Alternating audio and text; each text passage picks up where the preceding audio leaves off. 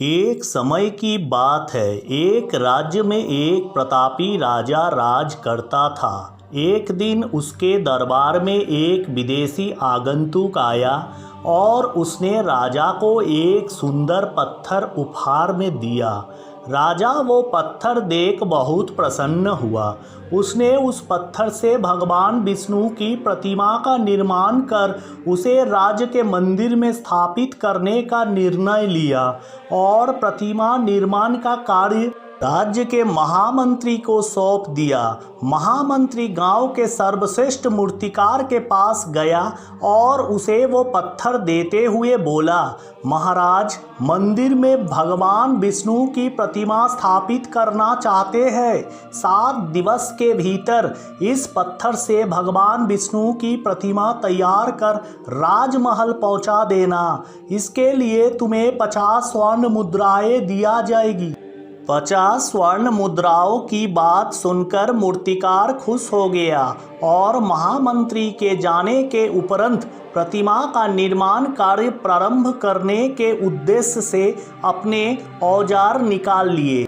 अपने औजार में से उसने एक हथौड़ा लिया और पत्थर तोड़ने के लिए उस पर हथौड़े से वार करने लगा, किंतु पत्थर जस का तस रहा। मूर्तिकार ने हथौड़े के कई वार पत्थर पर किए, किंतु पत्थर नहीं टूटा।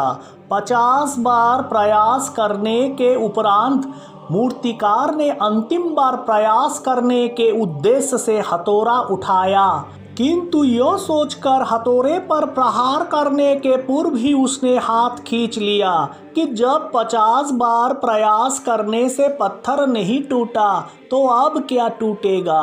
वो पत्थर लेकर वापस महामंत्री के पास गया और उसे यह कहा वापस कर आया कि इस पत्थर को तोड़ना नामुमकिन है, ये लिए इसमें भगवान विष्णु की प्रतिमा नहीं बन सकती। महामंत्री को राजा का आदेश हर स्थिति में पूर्ण करना था, इसलिए उसने भगवान विष्णु की प्रतिमा निर्मित करने का कार्य गांव के एक साधारण से मूर्तिकार को सौंप दिया।